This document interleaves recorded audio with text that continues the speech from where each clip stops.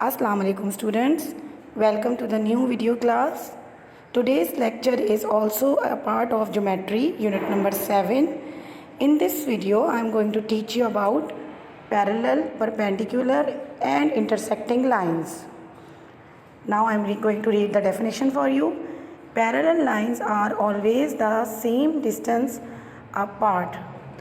The symbol, ये symbol बना हुआ है, दो लंबी लाइनें हैं इस तरीके से, थोड़े से फासले पे, बिल्कुल पैरेलल लाइंस की तरह. Means two parallel. इनको हम, इस सिंबल को हम कैसे पढ़ते हैं? Two parallel. और इसको हम यूज़ कैसे करते हैं?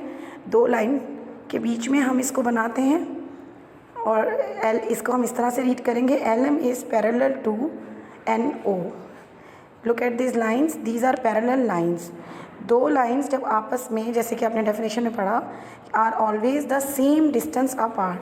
आपको नज़र आ रहा है कि ये दोनों लाइंस आपस में हर जगह से सेम डिस्टेंस रखती हैं, कहीं भी इनका डिस्टेंस कम नहीं हो रहा. जहाँ पर एल पॉइंट एम पॉइंट से जितना दूर है उतना ही एम पॉइंट ओ पॉइंट से दूर है. इस पैरेलल लाइन की एग्जांपल्स में आप देख सकते हैं, जैसे आपकी क्लास में ब्लैक बोर्ड होता है, उसकी दो साइड्स अब एक दूसरे के पैरेलल होती हैं और दूसरी दो साइड्स एक दूसरे के पैरेलल होती है. रेक्टेंगल में भी आप पेयर ऑफ पैरेलल साइड देखते हैं, स्क्वायर में भी आप पेयर ऑफ पैरेलल साइड देखते हैं.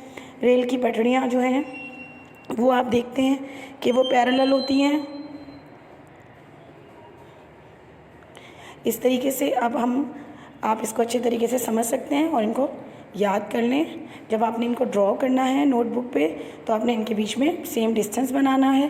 डेफिनेशन के साथ आपने इसकी डायग्राम ड्रॉ करनी है और इस तरीके से आपने इसका सिंबल बनाना है. पैरेलल लाइंस के बाद आ जाती हैं perpendicular lines. Perpendicular lines form a right angle. Perpendicular lines और इंटरसेक्टिंग लाइंस में क्या डिफरेंस है ये भी मैं आपको आगे चल के बताती हूँ. पहले परपेंडिकुलर लाइंस को समझ लीजिए कि परपेंडिकुलर लाइंस जो हैं, तमाम परपेंडिकुलर लाइंस इंटरसेक्टिंग लाइंस भी होती हैं. जैसे कि यहाँ पे देखिए इंटरसेक्टिंग लाइंस की डेफिनेशन क्या है.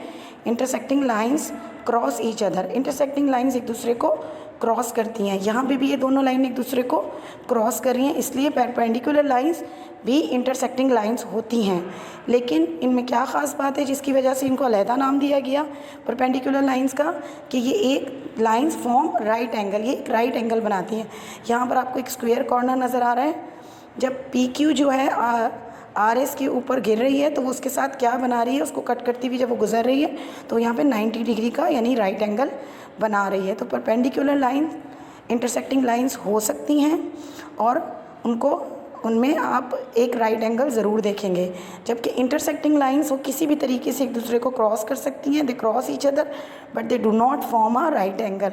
तो बेसिकली इन दोनों में क्या डिफरेंस है, ये बोथ इंटरसेक्टिंग लाइंस हैं बट क्योंकि यहाँ पे 90 डिग्री का एंगल बन रहा है, राइट एंगल बन रहा है, तो ये परपेंडिकुलर लाइंस हैं. और अगर राइट एंगल नहीं बन रहा तो वो सिर्फ इंटरसेक्टिंग लाइंस हैं. परपेंडिकुलर लाइन का सिंबल जो है वो इस तरीके से बनाया जाता है, जैसे कि एक एल शेप होती है, मगर दूसरी साइड से भी आपने उसको निकालना है. ये आप अपनी बुक से क्लियरली देख सकते हैं. बुक में आपके ये तमाम डेफिनेशंस मौजूद हैं और ये तमाम उसके अंदर आपके डायग्राम्स बनी हुई हैं, सिंबल्स बने हुए हैं. वहाँ से आप इसको याद करें और उसके बाद इससे रिलेटेड जो भी टॉपिक आपको समर वर्क में दिया गया है उसको आपने सॉल्व करना है. इन डेफिनेशंस को आपने याद करना है. याद करके आपने समर वर्क में इससे रिलेटेड काम को सॉल्व करना है अच्छे तरीके से.